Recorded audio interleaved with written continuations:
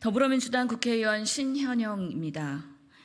현재 보건복지위원회 위원이자 더불어민주당 보건의료특별위원회 위원장으로 활동하고 있습니다. 오늘은 대한민국의 미래 의료를 위한 디지털 헬스케어의 중요성에 대해서 국민 여러분께 말씀드리고자 합니다. 같이 참여해 주신 분들 소개해 드리겠습니다. 대한의료정보학회 최인영 이사장님 오셨습니다. 대한디지털헬스학회 정상태 부회장님 함께하셨습니다. 한국스마트헬스케어협회 위성백 사무총장님 같이 하셨습니다.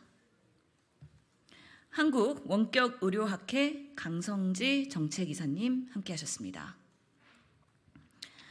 먼저 전자정부로 유명한 에스토니아의 디지털 헬스케어 사례를 시작으로 이야기를 하려고 합니다. 국민 개개인이 전자정부에 로그인하면 본인의 의료 데이터가 언제든 조회가 가능하고 진료받을 의료기관의 기존의 검사 정보를 공유하면서 중복 검사나 과잉 진료를 최소화할 수 있는 맞춤 진료를 구현하고 있는 나라입니다. 에스토니아 국민들은 코로나 관련한 나의 정보도 언제든지 조회가 가능합니다. 그동안 내가 언제 어디서 코로나 검사를 했는지, 검사 결과와 판독 의사, 백신 접종 정보까지도 언제든 나의 정보 조회로 가능합니다. 해외 출장을 가도 국내 나의 주치의에 대해 비대면 진료를 받을 수 있고 전자 처방전을 통해서 내가 위치한 나라의 약국에서 약물을 받을 수 있습니다. 대한민국의 미래 의료 방향도 다르지 않습니다. 한국은 전 세계 유례 없이 빠른 고령 사회로 진입했습니다. 수명이 늘어나는 만큼 의료 수요의 증가로 질병의 선제적 예방과 효율적이면서도 맞춤형 진료에 대한 요구가 증가하고 있습니다. 보건의료 빅데이터는 질병의 예측과 치료에 대한 의료 수준을 고도화하는 데 기여하고 있습니다. 디지털 헬스케어 기기가 발달하면서 만성질환의 지속적인 모니터링을 통해서 병원과 집에서의 의료를 연결해 줍니다. 해외 주요 국가들은 이미 헬스케어의 디지털화 촉진을 위해 제도적 기반을 마련하고 있습니다. 그러나 우리나라는 디지털 헬스케어 서비스와 기술이 빠른 속도로 성장하고 있는 것과 대조적으로 적절한 규제와 제도의 설정에 대한 논의는 더딘 것이 현실입니다. 제도가 기술의 속도를 따라가지 못해 의료의 발전에 걸림돌이 되고 있는 것입니다. 이에 디지털 헬스케어 생태계 기반 조성을 위해 국민 건강이 증진될 수 있도록 저는 디지털 헬스케어 제정법을 발의하였습니다. 이 법안은 의료 데이터 생성자인 의료계와 학계, 디지털 헬스케어 관련 기업 등 당사자들의 의견을 담아서 디지털 헬스케어가 기존의 진료 방식의 보완제로서 안전하게 의료 현장에서 사용될 수 있도록 하는 고민의 결과입니다. 보건의료 데이터 주체의 권리를 개인과 의료진에게 부여하고 국가의 책무를 규정하면서 정부가 디지털 헬스케어 그리고 보건의료 데이터의 활용 촉진을 위해 개회 수립과 연구 개발 사업을 추진하도록 하였습니다. 무엇보다 보건의료 데이터의 가명 처리 절차를 규정함으로써 안정성을 보장하고 개인 보건의료 데이터의 주도적 활용을 통해서 본인 데이터 전송 요구권을 도입하였습니다. 디지털 헬스케어는 고령사회, 지역사회 의료의 활성화와 환자 중심의 맞춤형 의료체계로 나아가는 데 선택이 아닌 필수입니다. 그러나 국회는 비대면 의료와 관련된 제도적 논의가 여전히 지지부진한 상황입니다. 안전한 비대면 의료 환경 조성 논의와 함께 이제는 디지털 헬스케어의 접목에 대한 논의도 시작해야 합니다. 대한민국의 의료기술의 첨단화, 가속화가 진행되고 있는 만큼 우수한 두뇌들이 모여있는 보건의료 영역에서 뛰어난 기술들이 사장되지 않도록 그 기반이 될 디지털 헬스케어 제정법이 필수적입니다. 국가가 적극적으로 디지털 헬스케어의 활성화를 위해 노력할 수 있도록 현장의 목소리를 반영하여 의료의 미래를 견인할 수 있도록 저 또한 국회에서 지속적인 노력을 기하겠습니다. 다음은 대한의료정보학회 최인영 이사장님의 말씀을 듣겠습니다.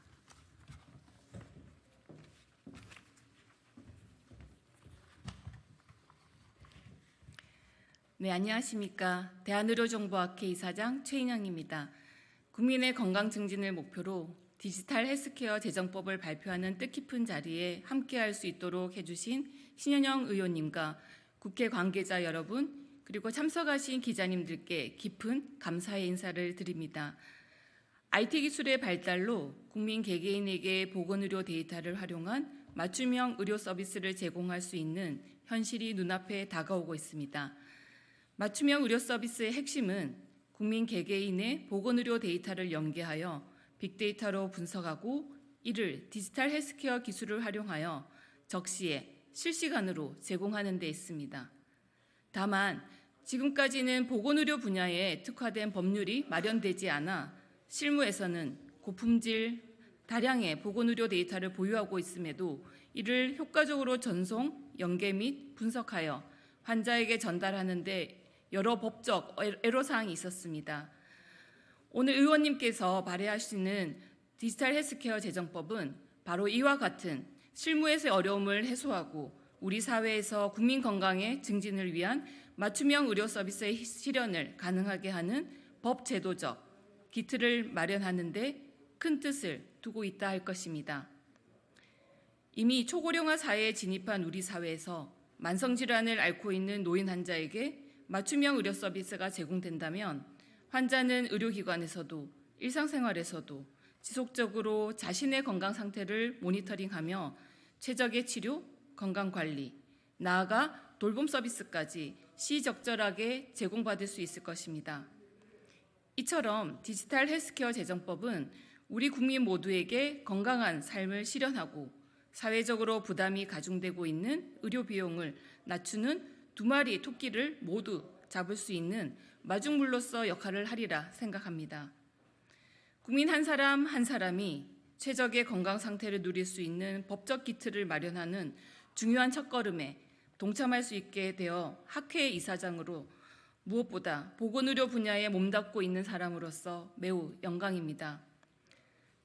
앞으로 대한의료정보학회는 실무에서의 애로사항을 전달하는 가교 역할을 하면서 보건의료 분야 곳곳에 본 제정법이 연착륙하여 국민의 건강을 증진하고 나아가 의료 서비스의 발전을 도모하는 기폭제로서 작용하는 데 적극 지원하도록 하겠습니다. 감사합니다. 다음은 대한디지털헬스학회 정상태 부회장님의 발언입니다.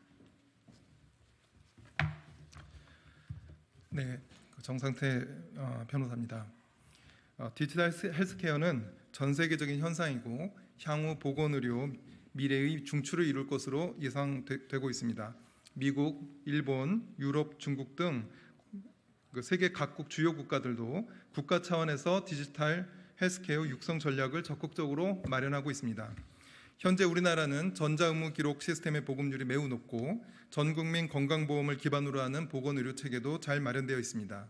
또한 의료기관의 역량도 매우 높고 그에 따라 의료기관이 생성하는 보건의료 데이터의 품질도 높은 것으로 알려져 있습니다. 우리나라의 디지털 기술 역량 또한 역시 세계적인 수준입니다. 따라서 고품질의 보건의료 데이터와 디지털 기술이 결합된다면 혁신적인 보건의료 서비스, 디지털 의료기기, 신약을 비롯한 의약품 등 헬스케어 산업의 전반적인 혁신과 성장을 주도할 수 있을 것으로 생각합니다.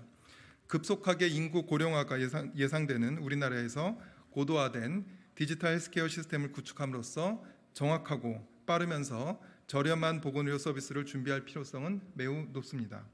한편 보건의료 데이터의 활용을 둘러싼 우려의 목소리도 나오고 있습니다.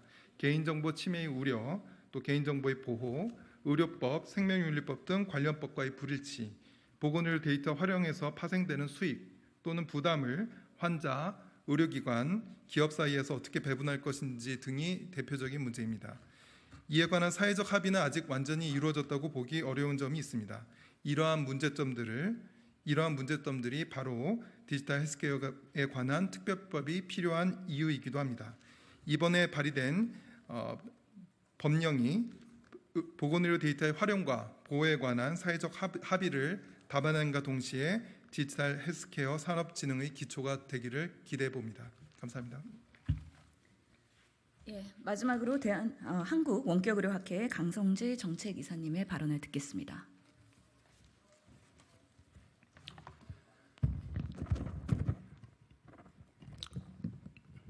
네, 안녕하십니까. 한국원격의료학회 정책이사를 맡고 있는 강성지입니다. 오늘 저희 학회가 무궁한 가능성을 바라보고 탐구하고 있는 디지털 헬스케어 및 보건의료 데이터 활용에 관한 제정법을 발표하는 자리를 마련해 주신 우리 신현영 의원님, 이하 국회 관계자 여러분, 그리고 기자님들께 감사를 드립니다. 디지털 헬스케어 및 보건의료 데이터 활용은 미래 의료의 핵심입니다. 디지털 기술을 활용하면 환자의 건강 상태를 실시간으로 모니터링하고 마이데이터를 활용해서 초맞춤형 의료 서비스를 제공할 수 있습니다. 또한 의료 빅데이터를 분석해서 질병의 발생 원인을 규명하고 새로운 치료법도 개발할 수 있을 것입니다. 그런데 아직까지 우리나라의 의료 시스템이 이런 디지털 헬스케어와 보건의료 데이터 활용에 미흡한 부분들이 여전히 존재합니다. 이 법안은 이러한 문제점을 해결하기 위해서 저희 같은 이런 관련 전문가들의 깊은 고민을 통해 마련되었습니다. 법이 제정되면 병원 안팎을 잇는 환자 중심의 의료 서비스가 활성화되고요. 보건의료 데이터의 활용이 확대될 것입니다. 또한 의료기관 간의 정보 공유도 이제 원활해져서 환자의 건강 상태를 언제 어디서나 보다 정확하게 모니터링할 수 있게 될 것입니다. 환자는 자신의 건강 상태를 직접 관리할 수 있게 되고요. 이를 통해 의료 서비스에 대한 접근성을 높여줄 것입니다. 저는 디지털 헬스케어가 발전해서 이제 스마트워치 이런 워치에서 1시간 뒤에 심근경색이 올 수 있으니까 지금 응급실로 내원하세요 라는 그런 형태의 메시지가 나오는 그런 미래를 상상합니다. 앞으로의 의료는 문제가 있을 때 치료하는 그런 에피소드 케어가 아니라 이렇게 상시적으로 모니터링하면서 관리하는 그 의료가 될 것입니다.